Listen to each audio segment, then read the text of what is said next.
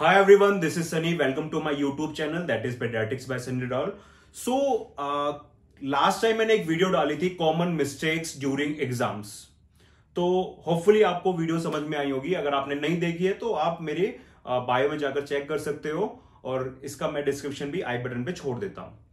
Okay, तो उन common mistakes को अगर हम ठीक कर लेते हैं तो हमारा जो एग्जाम्स, जब हम एग्जाम देते हैं और उसका जो रिजल्ट होगा वो काफी चेंज होगा. मतलब आप 2 या 3 नंबर से रह जाते थे वो चीज नहीं रहेगी. ओके, बट मिस्टेक्स को ठीक करना एक अलग बात है. उसमें मैंने एक क्वेश्चन और बताया, एक पॉइंट बताया था, टाइमिंग. टाइमिंग बहुत मैटर करती है किसी भी क्वेश्चन पेपर को अटेम्प्ट करने के लिए. अब कुछ बच्चे ये बोलते हैं कि सर हम जब भी एग्जाम देते हैं तो हमारे क्वेश्चन छूट जाते हैं, मतलब टाइम बहुत कम होता है. बट कुछ बच्चे ये भी कहते हैं कि सर हमने जो एग्जाम दिया उसमें हमारे सारे क्वेश्चन हो गए, इवन 10-15 मिनट बच भी गई. तो उन बच्चों में और इन बच्चों में क्या डिफरेंस है? मतलब आप दोनों में क्या डिफरेंस हुआ? आपने मेहनत बिल्कुल सेम की बट आप अपने कंप्लीट क्वेश्चंस देख ही नहीं पाए और उन्होंने अपने कंप्लीट क्वेश्चन देख लिए. इसका एक ही रीजन है, दैट इज इम्प्रॉपर प्लानिंग या फिर रॉन्ग प्लानिंग. ओके, तो आप कहोगे सर नहीं, प्लानिंग तो हम अच्छी करते हैं. मैं मान लेता हूं कि जैसे अभी एक एग्जाम आ रहा है 17 अप्रैल को DMAR का, ठीक है. तो उसके अंदर 90 क्वेश्चन है और ये 90 क्वेश्चन आपको 90 मिनट्स में करने हैं. बिल्कुल ठीक है, 90 क्वेश्चन इन 90 मिनट्स. तो बच्चे क्या प्लानिंग करते हैं? वो करते हैं कि मैं एक क्वेश्चन को 1 मिनट दूंगा. बहुत सिंपल प्लानिंग हुई ये तो, है ना. इसमें ज्यादा टाइम वेस्ट नहीं हुआ, ज्यादा दिमाग नहीं लगाना पड़ा और हमने प्लानिंग भी कर ली, एक क्वेश्चन को 1 मिनट. अब मैं आपको बताऊंगा कि ये प्लानिंग सबसे गलत है. कैसे? मान लो आपका पहला क्वेश्चन जो कि लेंथी था. एक लेंथी क्वेश्चन को करने के लिए कम से कम 1.5 से 2 मिनट लग जाते हैं. मान लो आपने इसको 2 मिनट दे दी, ठीक है, एक क्वेश्चन आपका कंप्लीट हो गया. सेकंड क्वेश्चन आपका कंफ्यूजिंग था. जब भी आपको कोई कंफ्यूजन होती है, किसी भी कंफ्यूजन तब होती है क्योंकि हमारे जो हमने डाटा पढ़ा था वो सडन हम उसको रिकैप नहीं कर पाते, तो उसको थोड़ा टाइम लगता है. तो वो टाइम हमें तकरीबन 2 से 3 मिनट लगते हैं. मैं 3 मिनट मान लेता हूं.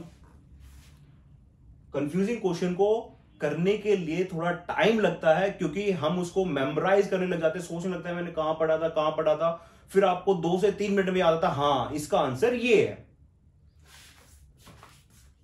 तीसरा क्वेश्चन वो क्वेश्चन जो आपने कभी देखा ही नहीं बट आपके माइंड में क्या सेट है? आपकी प्लानिंग. क्या प्लानिंग? कि एक क्वेश्चन को 1 मिनट देना है. इस क्वेश्चन को आप 1 मिनट दोगे, ये लो आपने 1 मिनट इस क्वेश्चन को दे दिया. अब एक बार यहां देखो, आपने क्वेश्चन कितने अटेम्प्ट किए? 3. और टाइम कंज्यूम कितना हो गया? 6 मिनट. 6 मिनट 3 क्वेश्चन को करने में. अगर मैं इसको इसी हिसाब से अगर चलूं तो इसका मतलब एक क्वेश्चन को 2 मिनट लग रही हैं. इसका मतलब ये जो टाइम है ये हाफ है. आपको एटलीस्ट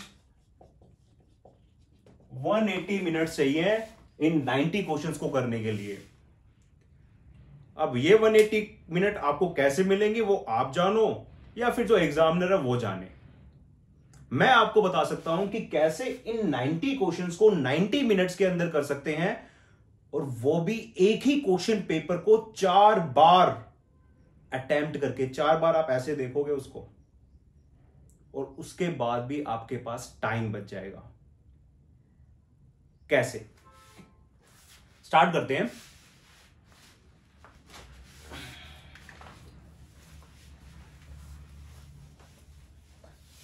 सबसे पहले आपको यह प्लानिंग भूलनी पड़ेगी जो आप करते आ रहे हो. आपको प्लानिंग क्या करनी है वो मैं आपको बताता हूं। अब मान लो क्वेश्चंस किस टाइप के होते हैं। बेसिकली हमारे 4 टाइप के क्वेश्चन होते हैं। सबसे पहला क्वेश्चन वो जिसको हम देखते ही कर देते हैं, मतलब जो हमें बिल्कुल आता है। जैसे हमसे क्वेश्चन पूछ लिया कि इसका आंसर क्या होगा, मतलब क्वेश्चन देखकर ही हमारे पास उसका आंसर आ जाता है और हम वो 4 ऑप्शन देखेंगे और हम आंसर टिक कर देंगे, ठीक है। बट एक बात आपको यहां पर मैं बता देता हूं, किसी भी क्वेश्चन को अगर आपके अंदर ये चीज आती है तो ये आपकी एक मिस्टेक है। आंसर आना चाहिए, बट आपको उन 4 ऑप्शंस में वो ऑप्शन जैसे ही दिख जाए तो उस पर टिक नहीं करना। आपने वो चारों ऑप्शन पढ़ने हैं, तब जाकर वो क्वेश्चन कंप्लीट करना है। आंसर आपका है, ठीक है, उसको साइड में रखो, बाकी 3 ऑप्शन भी आपको पढ़ने हैं। तो मैं मान लेता हूं कि एक क्वेश्चन जो आपको बिल्कुल आता है, जो शॉर्ट क्वेश्चन है और उसका आंसर आपको पता है, तो आपको 15 सेकंड लग जाएंगे उसको कंप्लीट करने में। और ऐसे मान लो हमारे पास 30 क्वेश्चन है, 90 में से 30 क्वेश्चन ऐसे जो बिल्कुल शॉर्ट है और आपको उसका आंसर पता है। तो इन 30 क्वेश्चन को करने के लिए आपको कितना टाइम लगेगा? Total 450 second. अगर मैं इस 450 सेकेंड्स को मिनट में कन्वर्ट करूं तो ये हो जाएगा हमारा 7.5 मिनट्स। 7.5 मिनट के अंदर आपने क्या कर दिए? 30 क्वेश्चन कर दिए और पूरा क्वेश्चन पेपर भी पढ़ लिया।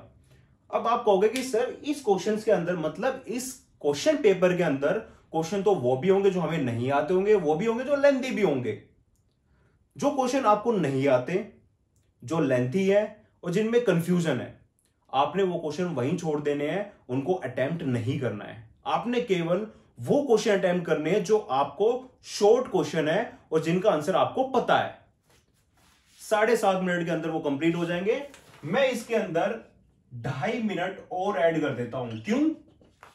क्योंकि आपने पूरा क्वेश्चन पेपर देखा है, वो क्वेश्चन भी देखे हैं, उनमें आपका थोड़ा टाइम वेस्ट हुआ। इतना टाइम वेस्ट आपका हुआ है क्योंकि आपने लेंथी क्वेश्चन भी देखे हैं, वो क्वेश्चन देखे जो आपको नहीं आते हैं। तो टोटल मिनट इसके अंदर हो गया हमारी 10 मिनट। तो आपने एक बार आपने पूरा क्वेश्चन पेपर देख लिया। सेकंड क्वेश्चन वो क्वेश्चन होते हैं जो कंफ्यूजिंग होते हैं, जिनमें आपको कंफ्यूजन होती है। याद रखना, आपने फर्स्ट अटेम्प्ट में वो क्वेश्चन अटेम्प्ट नहीं करने जिनके अंदर आपको कंफ्यूजन है, जो क्वेश्चन लेंथी है और जो क्वेश्चन आपको नहीं आते हैं। ये तीनों क्वेश्चन आपको छोड़ने हैं। अब क्योंकि ये एग्जाम ऑफलाइन है, ठीक है, आपने इनके अंदर मार्किंग करनी है। जो क्वेश्चन कंफ्यूजिंग थे आपने उसके नीचे एक ऐसे मार्क कर देना है, जो आपको नहीं आते उस पर ऐसे 2 मार्क कर देने हैं, ठीक है। जो क्वेश्चन लेंथी थे वो तो वैसे ही दिख जाएंगे आपको, ठीक है। या फिर उस पर भी आप मार्क करना चाहते हो तो कोई भी अपना एक सिंबल ऐसे उस पर बना सकते हो, ठीक है। वो आपकी विश है, वो मार्किंग आपने करनी है। अब जैसे ही मैंने फर्स्ट अटेम्प्ट कर दिया, पूरा क्वेश्चन पेपर पढ़ लिया, 90 क्वेश्चन देख लिए। अब वो 90 क्वेश्चन मैं देख चुका हूं, सबके सब। इसका मतलब जब मैं वो 90 क्वेश्चंस देख रहा था तो उसके अंदर कंफ्यूजन वाले जो क्वेश्चन थे वो ऑप्शन भी मैंने पढ़े थे, वो क्वेश्चन भी मैंने पढ़े थे। अब मैंने 10 मिनट दिए उन क्वेश्चंस को, उसके आंसर्स को मेमोराइज करने के लिए। देखो, मैंने कहा था कंफ्यूजिंग क्वेश्चंस को रिकैप करना थोड़ा मुश्किल होता है, मतलब थोड़ा टाइम कंज्यूमिंग होता है, जिसका मैंने आपको टाइम दिया 2 से 3 मिनट में वो टाइम लेता है। अब आपने उसको 10 मिनट दे दिए तो ऑब्वियसली बात है कंफ्यूजन दूर। अब एक चीज और मैं यहां पर ऐड करना चाहूंगा, वो क्या है कि जैसे ही आपने मतलब ये 10 क्वेश्चन जब आपने देखे थे, ठीक है, अब इन क्वेश्चंस के अंदर आपको कंफ्यूजिंग क्वेश्चन भी मिले और बहुत सारे जिनको आपको नहीं पता या फिर बहुत लेंथी क्वेश्चन भी मिले। तो यहां पर सेकंड अटेम्प्ट में आपको 2 बेनिफिट्स होंगे। पहला बेनिफिट क्या कि जब आपको ये 10 मिनट मिले थे तो आपने ये क्वेश्चन देखे और उसके बाद आपने धीरे धीरे उनको मेमोराइज करना स्टार्ट किया। जब आप अपने 80th क्वेश्चन पर आओगे, 85 पर आओगे, 86, 87, तब आपको इनके आंसर याद आने लग जाएंगे उसी टाइम, ठीक है। एक बेनिफिट तो ये हो गया। सेकंड बेनिफिट इसका क्या होगा देखो जब हमें कंफ्यूजन होते हैं, एक चीज क्या होती है कि जैसे मान लो हम एक पूरा क्वेश्चन पेपर अटेम्प्ट करते हैं, जब पूरा क्वेश्चन पेपर हम अटेम्प्ट कर लेते हैं तो मान लो मेरा एक क्वेश्चन था जो कि 5th नंबर पे था और एक मेरा क्वेश्चन था जो 85 था।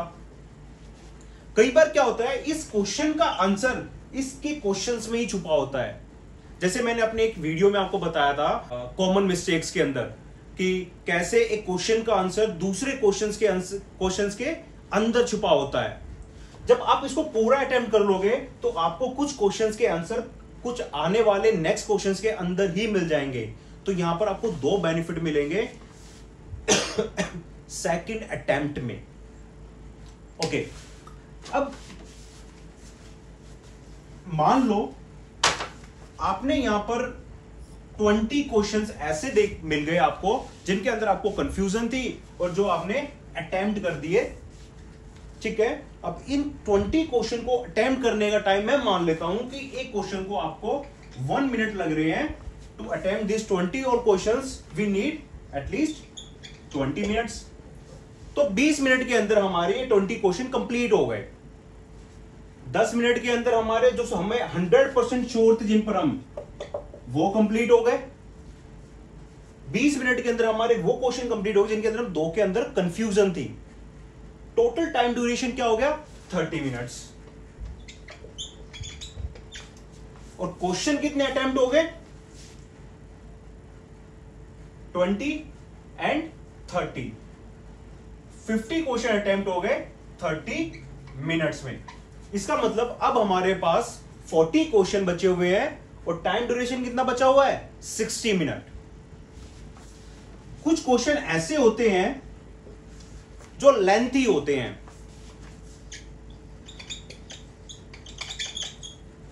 लेंथी क्वेश्चन टाइम कंज्यूमिंग होते हैं। इसको आपने इनिशियल अटेम्प्ट में नहीं करना, ना ही कंफ्यूजिंग अटेम्प्ट में करना है। इन क्वेश्चन को आप करना थर्ड अटेम्प्ट में। फर्स्ट अटेम्प्ट हो गया हमारा, सेकंड अटेम्प्ट हो गया और ये हो गया हमारा थर्ड अटेम्प्ट। लेंथी क्वेश्चन, तो लेंथी क्वेश्चन थोड़े टाइम कंज्यूमिंग होते हैं। मैं ये मान लेता हूं कि लेंथी क्वेश्चन एटलीस्ट 20 क्वेश्चन होंगे और एक क्वेश्चन को टाइम लगेगा 1.5 मिनट।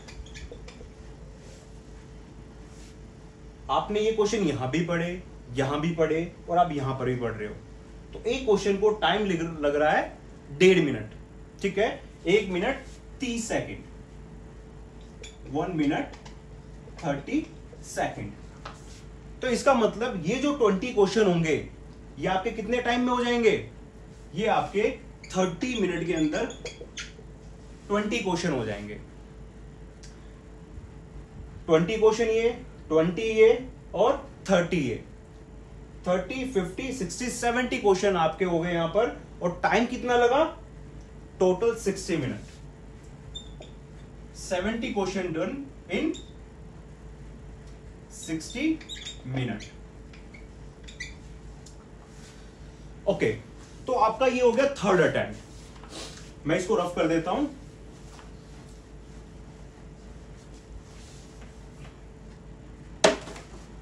फोर्थ,